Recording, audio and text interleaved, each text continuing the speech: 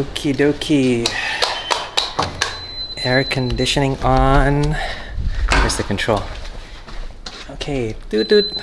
Doot doot doot doot. On. Okay. Hello and welcome to the Daily Bible Reading Show. We're picking up where we left off in Genesis chapter 18, I think. Just which verse? And verse 16. Alright, so it's Genesis 18 and verse 16. Then the men set out from there, and they looked down towards Sodom, and Abraham went with them to set them on their way.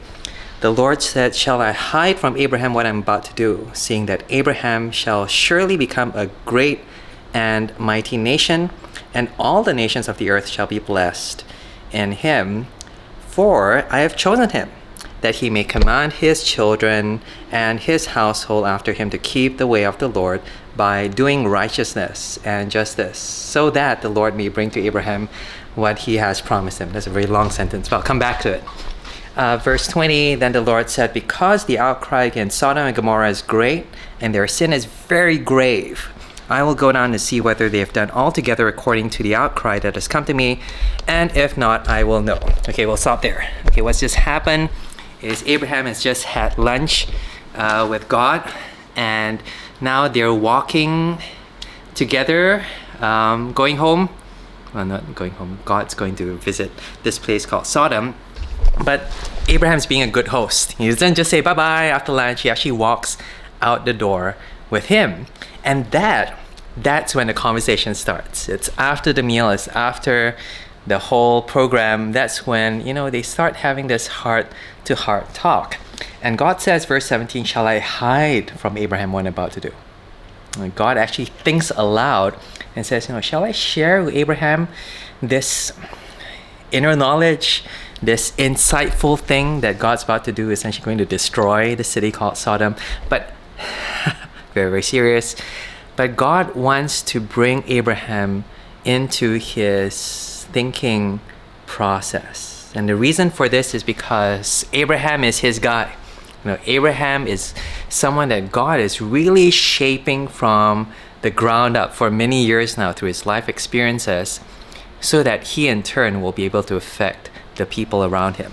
It says here, "Seeing that Abraham shall surely become a great and mighty nation, and all the nations of the earth shall be blessed in him." Essentially, the whole world, everyone's going to be affected by the kind of person that Abraham's going to become. And so God says it's really, really important that I let him in on what it means for me to, how I see the world and how I decide on what I'm going to do in this world. And so God brings Abraham into his decision process. There's more, verse 19, "For I have chosen him that he may command his children." So Abraham, in turn, is supposed to be teaching his children how to keep the way of the Lord. He's supposed to teach his children about God, teach them what it means to live holy lives. And so, Abraham needs some teaching himself, I guess. God needs to reveal to him what it means to know God. And it says here, by doing righteousness and justice, so that the Lord may bring to Abraham what he's promised him. Wait, let me think about that for a moment. So Abraham is supposed to teach his kids so that God may bring about everything he's promised. So cause and effect. God wants to bless Abraham, but the way that God's going to bless Abraham is through obedience. And I think that applies to us as well. The way that God wants to give us all his blessing, all his grace, all the good things he wants to give us is through our obedience of his word. And that's why God reveals to Abraham. Well, it's actually his word, who he is. And all this while, God is saying, shall I reveal to Abraham? Shall I tell him this? And Abraham's just next to him. That's it. What is it that you're going to tell me? And, God essentially just speaking aloud, just sharing what's going on in his mind, so that you can see not just stuff, not just information, but we can see the way that God thinks. Again, his character. He's someone who actually wants us to know him better. And I guess, if you think about it, that's why we know God. Now, God wants us to know him, and that's the only reason that we know Him. It's not because we're smart enough, because we read all these books, but because God actually wants to involve us in His relationship. God wants us to be shaped in our character, and God wants us to receive His blessing. And that's why we do stuff like this, Daily Bible Reading Show. Last couple of verses. Then the Lord said, because the outcry against Sodom and Gomorrah is great. So earlier on, God's walking down. It says there He can see Sodom, and what He's doing is He's going to see whether Sodom and Gomorrah has this outcry. Outcry is a word that means complaint. Outcry. I mean, someone's attacking them, someone is doing something bad towards them, and so they complain or they cry out to God, probably in prayer, and God's heard it. And so what God wants to do is to check out, is this true? Has this sin been done in this place called Sodom? And He says, verse 21, I will go down to see whether they've done altogether according to the outcry that has come to me. So God wants to check the facts to see whether it really is as bad as He's heard it, and to see it for Himself, and maybe even to experience it for Himself. How they've treated these people. Is this the way that they're going to treat God?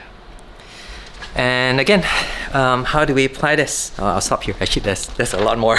But how do we apply this to our lives today? Well, I think God, again, wants us to share that concern for justice. And sharing that concern for justice is not just knowing it or even hearing about it, but maybe even checking out for ourselves, seeing for ourselves how bad it is. Most of us, we have no lack of information of injustice in the world. You open up news, social media, you see things are so bad. But immediately what we do is we turn it off. But God doesn't do that.